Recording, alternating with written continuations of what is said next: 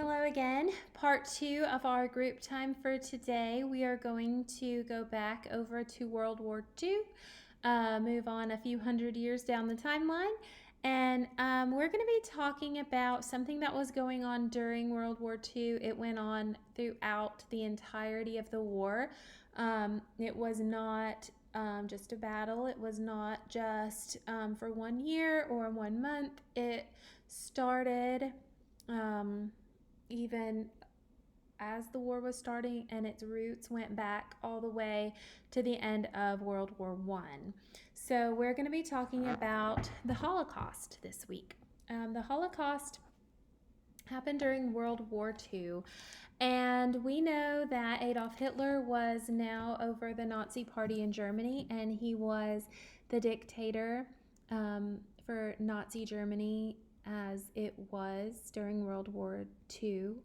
And one of the foundations that his beliefs were based on was that there was one race that was better than everyone else, specifically to be pure German. They called it the Aryan race, and they believed that all the others were undesirable and should be exterminated, basically gotten rid of. They didn't deserve to be alive. And so we're going to be talking about, it's a very sad subject and it's a little bit hard, but it's definitely something that we need to know. It's important that we study history and remind ourselves even of the sad and terrible things, because if we don't, history has a way of repeating itself. And by being knowledgeable about it and understanding what happened, we can, as humans, in the future, make sure that things like this don't ever happen again. So I'm going to start reading. We're going to be reading actually from Time Life magazine. Adolf Hitler, who had begun expressing ultra-nationalistic and anti-Semitic ideas as early as 1919, believed strongly in the superiority of the German or Aryan race. So anti-Semitic means anti-Jewish. You're going to hear that word a lot. And a lot of times when people talk about this event in history, the Holocaust, we mostly think about the Jewish people. And the Jewish people were a very persecuted group during this, but it was not only the Jewish people, and that's one important takeaway that I want you to have from this study, to realize how many groups of people actually were persecuted during this time in history, and that while the Jews had a very huge part, or not a part in it, but a part in it, that there were many other groups of people who were persecuted and affected as well.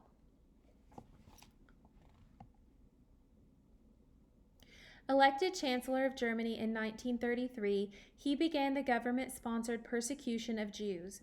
He warned like-minded people of the supposed danger that Jewish people would take over the world. So Hitler is starting, even at the end of World War I, before he became chancellor, kind of planting the seed in people's heads. One of the questions asked earlier in group time at school was, how did he convince all these people, basically? I use the example of on the playground. Let's say you guys are playing a game and one person continues to break the rules and then the game is over. Sometimes you like to blame that person and people will be upset with them. So one of the things that Hitler would do was blame things like the depression that had been going on. He harbored bitterness from the end of World War I, when Germany was blamed for all of that. And what he did was blame everything on the Jewish population. And so he started planting that seed in people's minds. And then he started warning people. He started with his theory that the Jewish people were going to take over the world and all this. And so people started kind of getting paranoid, and over time, I guess they kind of jumped on the bandwagon. Initially, official racism was limited to the passage of anti-Jewish laws and economic boycotts of Jewish businesses. So this is very similar to what happened in America with the Jim Crow laws. So, when we talked about civil rights and the Jim Crow laws, there were specific laws and rules in place for African Americans. And in this case, they had specific rules and laws they were putting in place for the Jewish population. Very similar also, letters from Rivka when we read, now that was World War I, but they were already experiencing persecution of Jews even there. Remember, Rivka's family was not wealthy and they were Jewish, so they were very desperate and they fled, they ran, and one of the laws that they had was that they weren't allowed to own more than 2 of anything. So that's why whenever somebody would come to their house, Rivka had to put on all of her dresses. The government also spread its anti-Semitic ideology in newspapers, speeches, posters, and in school. Then in November 1938, the Nazi Party instigated 2 days of violent attacks against Jewish homes, businesses, and synagogues throughout Germany and Austria. Eventually, those attacks would escalate into mass murder. Almost as soon as the Nazis seized power in 1933, they began building camps of various sizes and purposes to hold their enemies prisoner. There were 23 main facilities, each of which could have dozens of satellites, not meaning like a space satellite, but a smaller branch of the camp, for a total of nearly 20,000 camps by the end of the war. Some locations were primarily used for mass executions, while others served as forced labor centers or temporary stops on the way to the death camps. Only a small percentage of the millions of prisoners sent to the camps survived the ordeal. After Germany invaded Poland in September 1939, the Nazis began forcing Jews to live in ghettos, separated from other civilians. These areas were often in the poorest, rundown neighborhoods, and many more people were crowded into them than there was room for. The first ghetto was established in Poland, followed by many others in towns across the country. Soon the Germans built walls or barbed wire fences around the ghettos to ensure that Jews were isolated. In many cases, Jews and other undesirables, such as gypsies, Jehovah's Witnesses, dissenting priests and pastors, and people who were disabled, were transferred to the system of concentration camps established around Germany and in the occupied territories. There, prisoners were either forced into relentless labor or exterminated, usually by poison gas. Bodies were burned in large crematoriums. This system was the centerpiece of the Third Reich's final solution, which resulted in the deaths of 11 million people.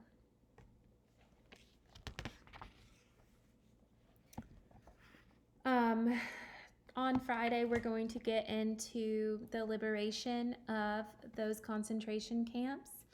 One of the things, well, I'm going to save that. We'll get into that. So when the Jewish people were brought, or not just the Jewish people, when any of the people were brought to the concentration camps, they were stripped of all of their possessions, including their clothes. Wedding rings, earrings, books, nothing. They could have nothing. They took everything. And they found, for example, here is a picture. It's a big bucket of wedding rings.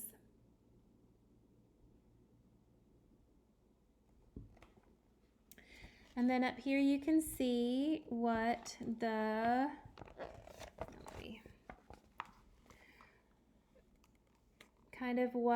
prisoners looked like. They all had to have their heads shaved, whether they were male or female, to keep the bugs out. They were not fed well. They were malnourished. They were very thin. They didn't have appropriate clothing to wear. They didn't have, notice all of the people in this picture are barefoot. They were treated very, very poorly. So those people who were taken to the work camps were given mostly ridiculous work to do, such as maybe dig a hole all day, and then when they're done, fill it in. Sometimes they were made to dig large holes, which were used as mass graves.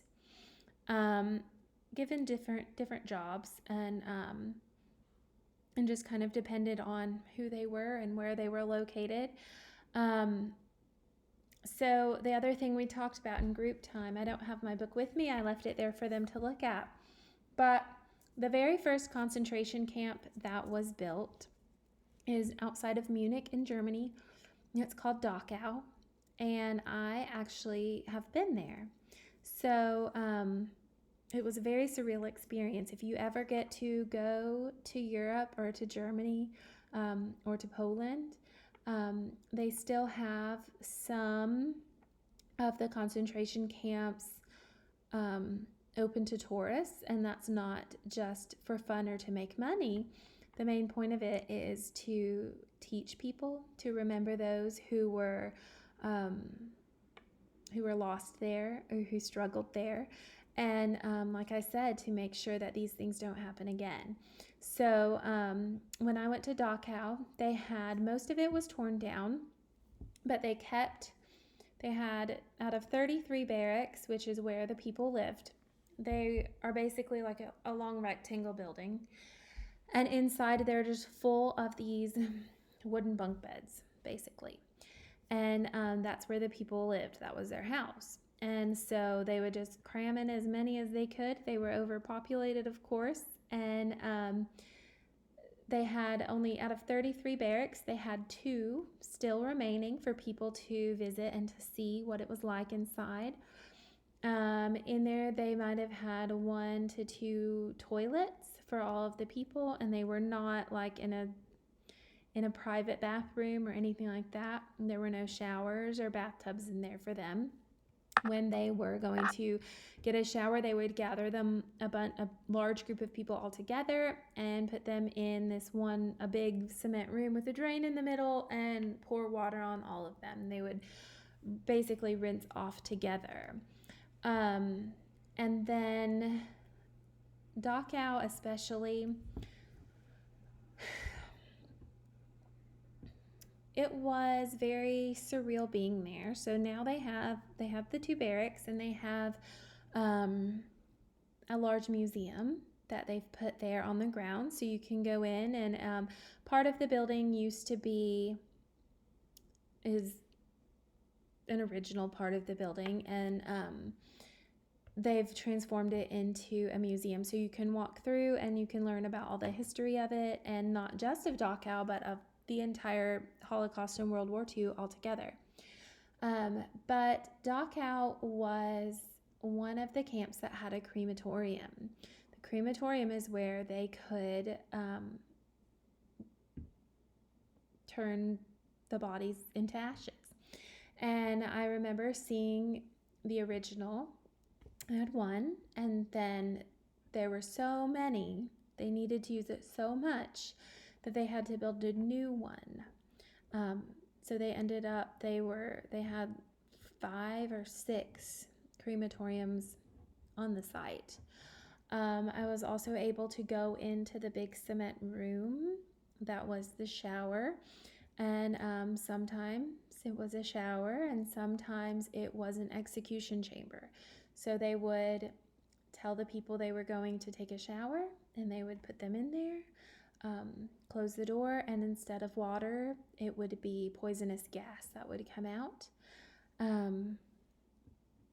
It's very, very sad. So think over this topic and what questions you have. You can message me your questions on Teams, and we can talk about it some more, like I said, on Friday, since I'm not working on Tuesday and Thursday this week. We will not have a group time tomorrow. I'm not sure if Miss Jen recorded her art or not yesterday and posted it. I forgot to talk to her about that today. But as you think of questions, write them down, make a list, and that way we can talk more about it. But I hope to have your new packets available for you by Friday around lunchtime, but I will message your parents when they're ready for pickup. And I miss you guys. I hope that you are all safe and healthy and well, and I hope that I get to see you soon. Bye.